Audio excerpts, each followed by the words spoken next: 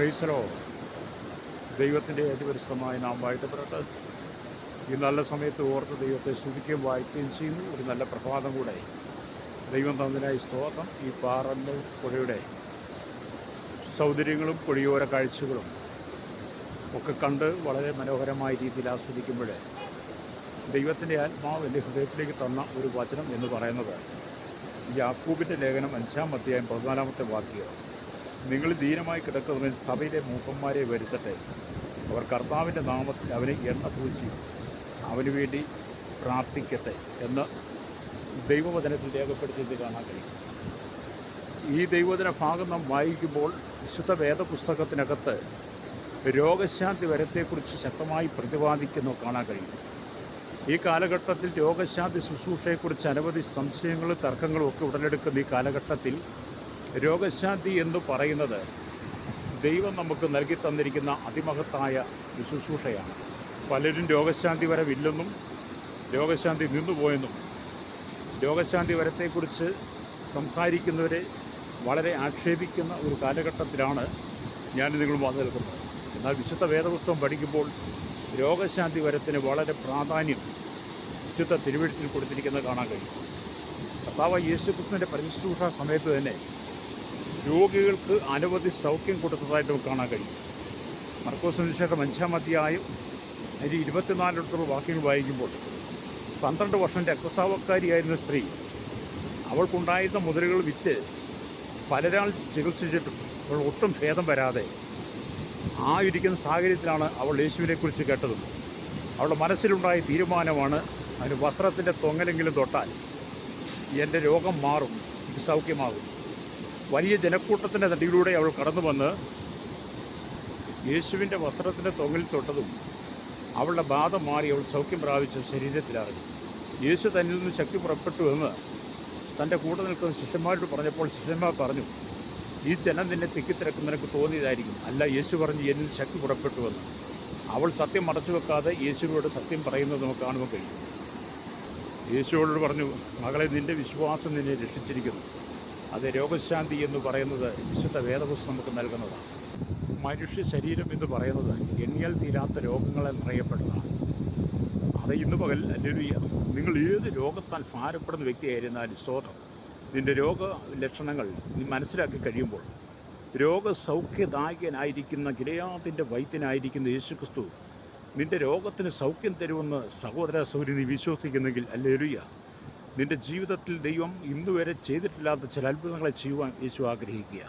നീ ഏത് രോഗത്താൽ ഭാരപ്പെടുന്നോ കർത്താവ് നിന്നെ സൗഖ്യമാക്കാൻ ആഗ്രഹിക്കുക.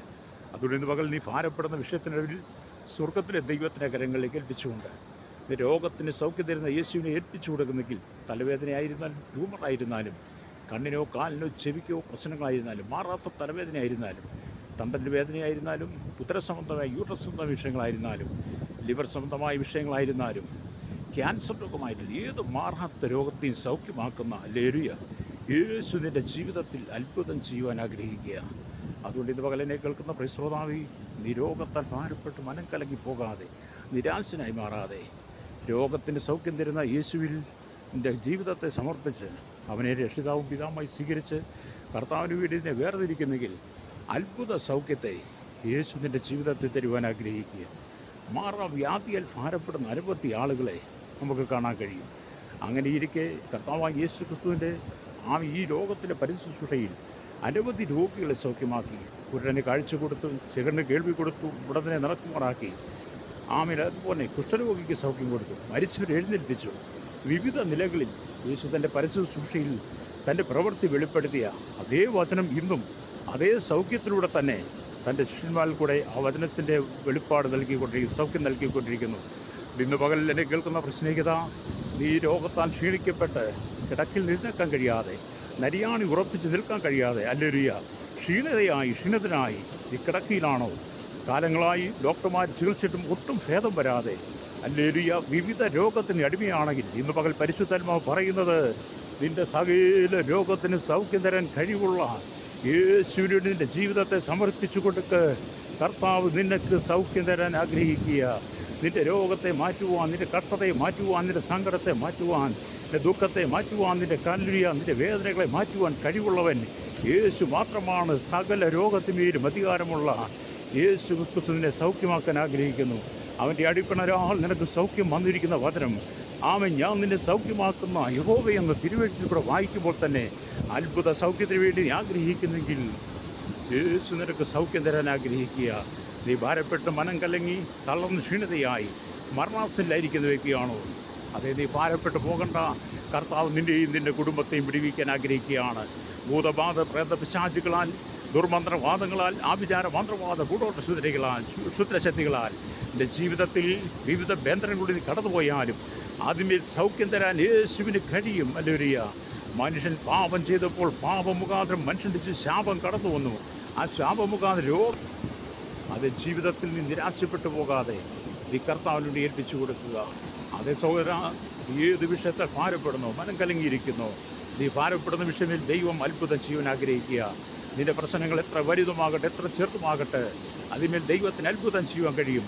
ഇന്ന് പകൽ ഈ വചനം കേൾക്കുമ്പോൾ നിന്റെ ഹൃദയം യേശുവിൻ്റെ കൊടുത്ത്, യേശുവേ എന്നെ സൗഖ്യമാക്കണമേ, ഈ മാറാ രോഗത്തിന് മഹാറാ വ്യാധിയിൽ നിന്ന് വിടുവിക്കണമേ, ഈ ദുർമന്ത്രവാദ ഭൂതപ്രേത പിശാചിൻ്റെ കയ്യിൽ നിന്ന്, ആഭിചാര മന്ത്രവാദ കൂടോത്ര ശക്തിയിൽ നിന്ന് എന്നെ വിടുവിക്കണമെന്ന് യേശുവിനോട് പറയുന്നെങ്കിൽ കർത്താവ് നിന്നെ സൗഖ്യമാക്കുക തന്നെ ചെയ്യും. ഹല്ലേലൂയ. അവൻ്റെ അടിപ്പെട്ട ആൾ സൗഖ്യം കർത്താവ് നിനക്ക് നൽകുവാൻ ആഗ്രഹിക്കുകയാണ്. ആമേൻ. ഇന്ന് പകൽ നീ യേശു വേണ്ടി സമർപ്പിച്ചു കൊടുക്കാൻ കഴിയുമോ? ഈ വചനം കേൾക്കുമ്പോൾ, യേശുവേ എൻ്റെ രോഗത്തിന് സൗഖ്യം തരണമേ, അങ്ങ് രോഗസൗഖ്യം അങ്ങയുടെ പക്കലുണ്ടല്ലോ, അത് ഞങ്ങളുടെ അവകാശമാണല്ലോ. സൗഖ്യദായനായിരിക്കുന്ന യേശുവിൻ്റെ നാമത്തിൽ എനിക്ക് സൗഖ്യം തന്ന് എന്നെ പൂർണ്ണമായി വിടുവിക്കണമെന്ന് യേശുവിൻ്റെ പറഞ്ഞിട്ട് ഹൃദയം യേശുവിന് കൊടുക്കുന്നെങ്കിൽ അവൻ്റെ അത്ഭുത സൗഖ്യം യേശു നിന്റെ മേൽ പകരാൻ ആഗ്രഹിക്കുക. വചനം കേൾക്കുന്ന ശ്രോതാവേ, ഇന്ന് പകൽ നിൻ്റെ ഹൃദയത്തെ നീ കർത്താവിന് കൊടുക്കുന്നു. എന്നോടൊപ്പം ചേർന്ന് പ്രാർത്ഥിക്കുക.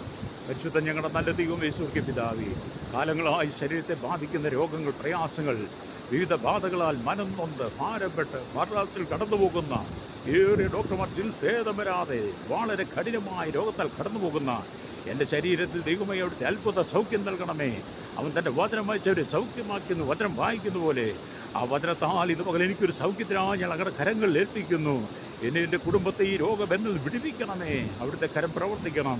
യേശുവിൻ്റെ നാമത്തിൽ തന്നെ ആമേൻ. ഇന്ന് പകൽ ഈ വചനം നിങ്ങൾക്ക് വേണ്ടി സമർപ്പിക്കുന്നു. നിങ്ങൾ വിശ്വാസത്തോടെ വചനം ഏറ്റെടുക്കുക. കർത്താവ് നിങ്ങളെ അനുഗ്രഹിക്കട്ടെ.